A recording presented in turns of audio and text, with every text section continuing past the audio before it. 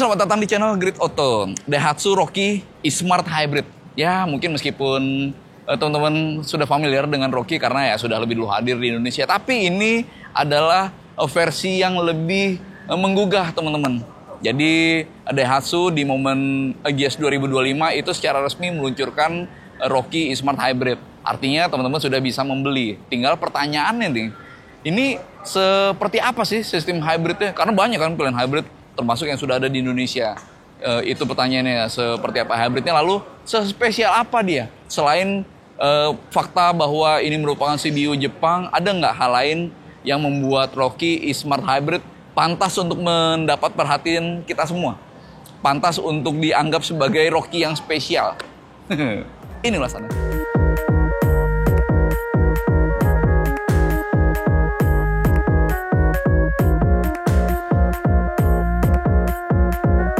Oke teman-teman, mungkin kalau secara body ya ini masih seperti Rocky. Termasuk dari siluet bodinya, garis atapnya, garis bahunya gitu. Ini masih seperti Rocky.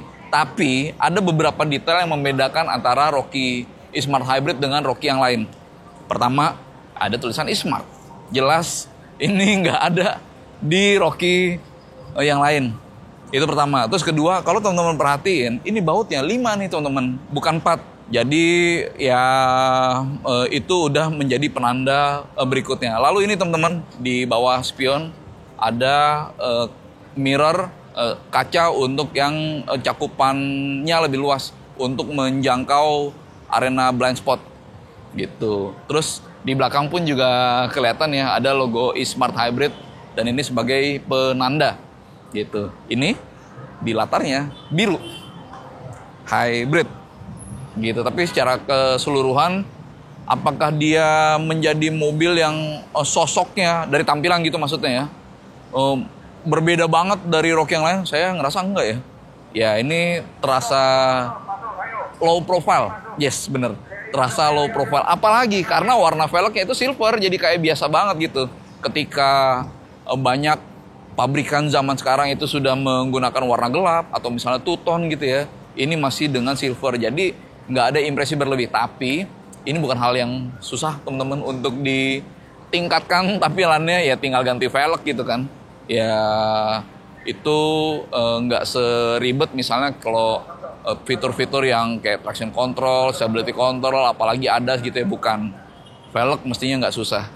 Lalu tampilan dalamnya teman-teman, ada beberapa yang mau saya tunjukin.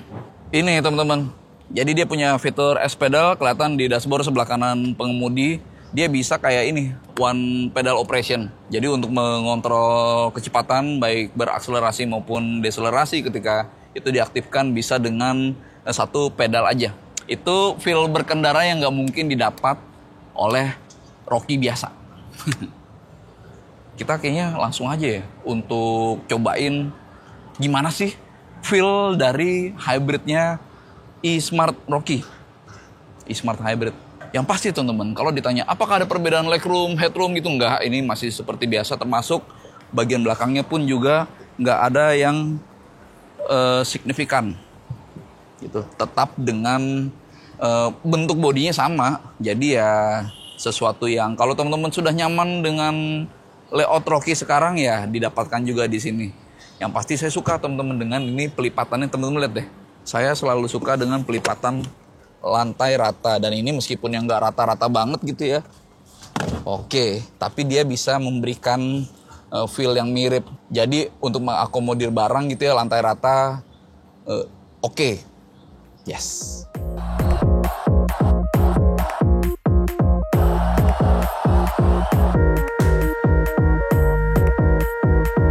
Teman-teman, Rocky Hybrid secara looks memang sangat familiar ya dengan yang ada di Indonesia, sama layoutnya. Tapi ini made in Jepang.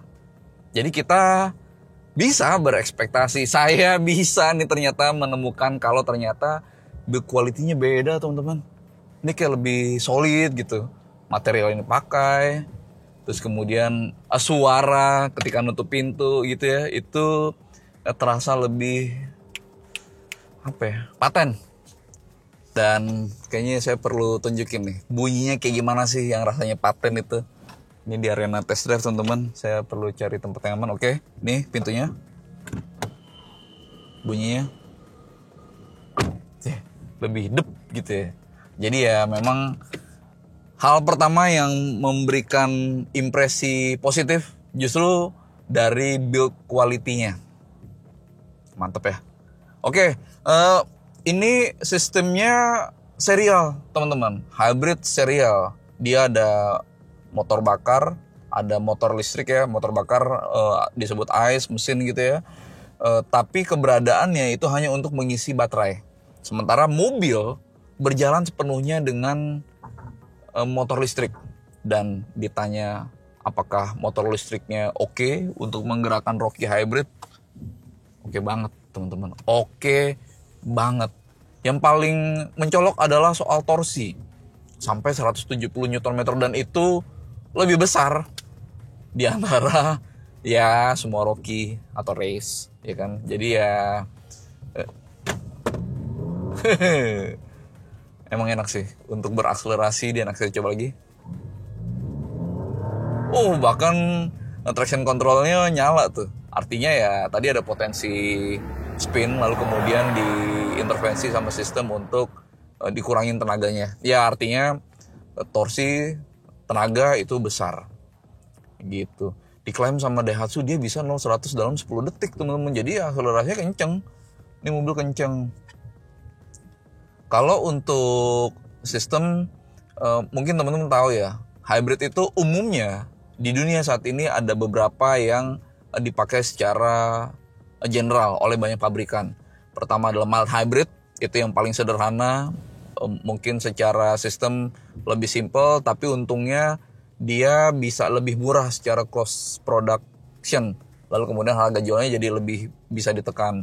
Lalu ada paralel yang bisa menggerakkan mobil dengan motor bakar atau mesin gitu ya, dengan motor listrik. Jadi bisa bergabung, bisa terpisah gitu. Lalu ada yang model serial hybrid kayak gini, yang keberadaan mesin itu hanya untuk mengisi baterai dan mobil sepenuhnya berjalan dengan motor listrik. Lalu ada serial paralel yang bisa terpisah, bisa bergabung gitu kedua sumber tenaga itu. Dan kalau dari sistem pengisian baterai juga ada yang plug-in ya. Tapi ini adalah serial teman-teman. Dan mobil yang menggunakan serial hybrid nggak hanya Rocky ini teman-teman, tapi juga e-Power gitu di Nissan itu punya karakter EV yang lebih kuat dibanding mobil hybrid jenis lain. Kenapa lebih kuat? Karena itu dia. Ini mobil secara sederhana mindsetnya ini adalah mobil listrik yang pengisian baterainya itu nempel di sini.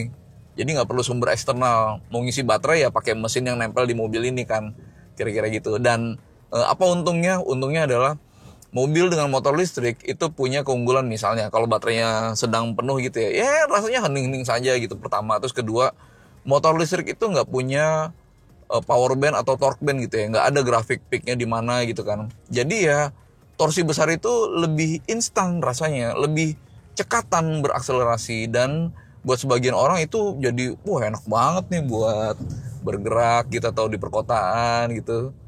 Jadi ya itu karakter mobil listrik yang asik dan ada di Rocky Hybrid ini gitu. Nah, enak ya. Lalu kenapa ketika berakselerasi kok ada suara mesin? Mudah-mudahan ketangkep di mic ini ya. Ya karena baterainya kan juga bukan baterai yang berukuran besar kan. Kurang dari 1 kWh. Jadi seiring mobil digas, artinya ada penggunaan baterai yang besar. Dan ketika sistem membaca, ada penggunaan baterai yang besar atau banyak gitu ya, maka mesin diperintahkan untuk segera menyala, bahkan kalau perlu di RPM tinggi untuk mengisi baterai, sesederhana itu. Gitu. Tapi yang pasti ini adalah mobil listrik yang ya motor listriknya enak, terutama soal torsi.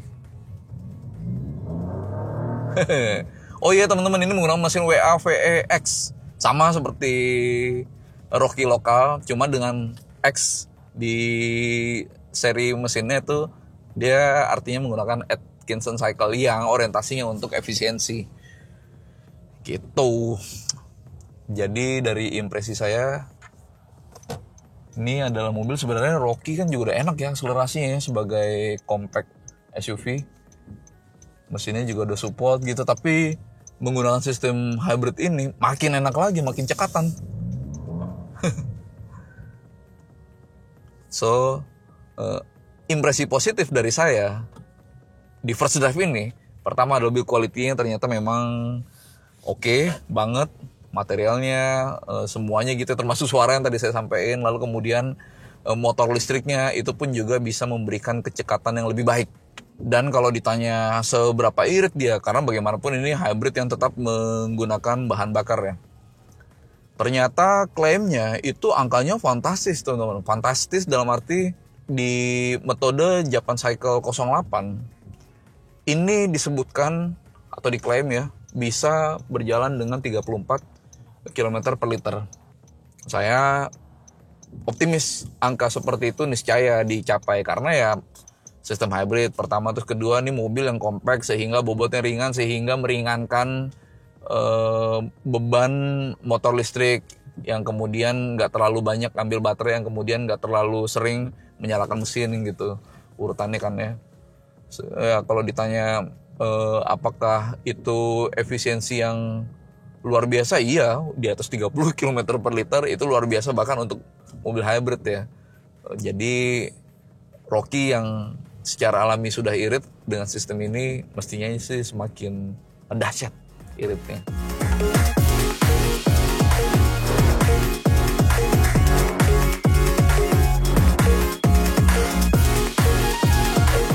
Lalu kalau soal handling teman-teman, ya mestinya sih ini nggak begitu jauh beda. Mungkin teman-teman udah pernah ngerasain Rocky, atau jangan Rocky, race gitu misalnya kan, sama tuh mereka tuh sebangun kan. Ya mirip-mirip saja. Termasuk posisi duduknya, ini mestinya enak ya, comment position gitu ya, untuk melihat ke sekitar pun juga gampang. Lalu kemudian soal bobot setir yang enteng gitu untuk masuk ke jalan sempit atau manuver yang tajam gitu, lock to locknya pun juga enak gitu. Ya ini mobil yang nggak membebani pikiran lah. Kalau mau jalan udah jalan aja, nggak usah banyak mikir, karena ya bodinya compact. Kalau misalnya ngelewatin jalan sempit, nggak seperti bawa Fortuner atau Pajero Sport yang mesti ngeliat dulu ke penjuru tuh kena nggak ya, atau di belakang aman nggak ya gitu. Kalau ini udah lewat-lewat aja, seringan itu rasanya gitu. Dan karena di SUV ground clearance agak tinggi, jadi semakin ringan untuk nggak mikirin ada lubang mentok ya, polisi tidur aman nggak ya, nggak. Ini kita bener-bener relax bawanya gitu.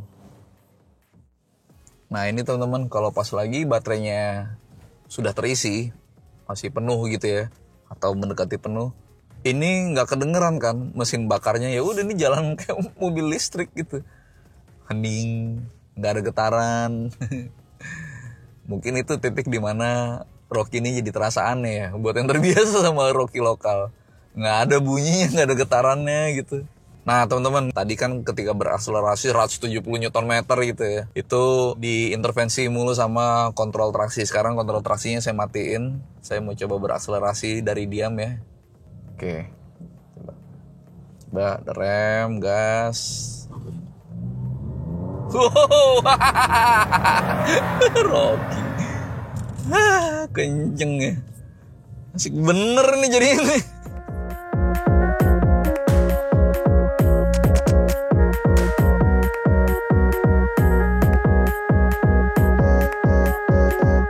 Soal fitur teman-teman ya, ini sudah memenuhi standar dari kebutuhan mobil zaman sekarang. Airbag ada 6 gitu misalnya, kontrol traksi memberikan traksi yang bagus gitu. Yang bisa di-highlight adalah soal ASA teman-teman. Jadi itu ADAS-nya Daihatsu, Advanced Safety Assist. Dia punya collision warning dan avoidance assist brake. Lalu kemudian ada lane roadside departure warning and lane departure prevention control. Lalu ada pedal misoppression control yang memastikan agar pengemudi nggak salah injak rem gitu ya. Pedal misoppression control. Kemudian dia ada automatic high beam, AHB. Itu lumayan kepake sebenarnya AHB. Jadi supaya pengguna jalan lain nggak kesilauan gara-gara kita. Itu efektif. Secara fitur ya saya bisa bilang oke. Kalau soal pilihan warna ada 3 teman-teman, ada hitam, putih dan biru. Tin yang biru. Gitu. Asik ya? Asik ya?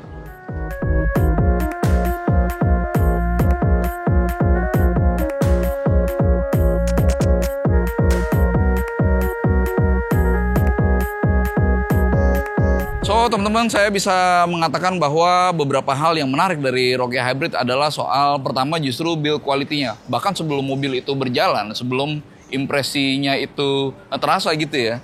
Ini diam saja pun sudah bisa memberikan feel yang berbeda dengan Rockie yang ada di Indonesia sebelumnya. Jadi dia sudah spesial di tahap itu pertama. Terus kedua, hybridnya tentu itu menu utama dengan hybrid yang potensial ya. Sistemnya bisa memberikan Rockie e-Smart Hybrid ini torsi 170 Nm itu gede teman-teman. Dan dengan akselerasi yang bisa sigap mestinya ya. Lalu kemudian dengan efisiensi BBM yang juga bisa irit mestinya juga gitu ya. Nanti kita tes pas di tes lengkap ya. Ini adalah mobil yang sangat menarik. Secara performa, akselerasi maupun efisiensi, dia sangat potensial gitu. Harganya teman-teman, itu di 293,9 juta. Nggak sampai 300 juta.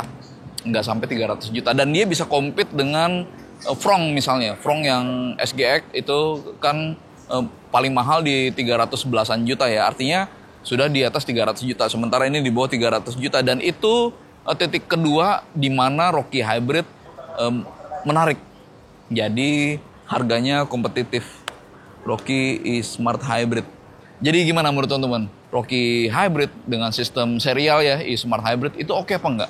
Dengan semua yang ada di dia, fiturnya, tampilannya, sistemnya, feel berkendaranya, itu oke apa enggak buat teman-teman? Karena ya kita tahu harganya pun juga cukup kompetitif dan itu menjadi pilihan baru bagi teman-teman yang suka dengan SUV, dengan sistem hybrid, dan brand Jepang. Iya nggak?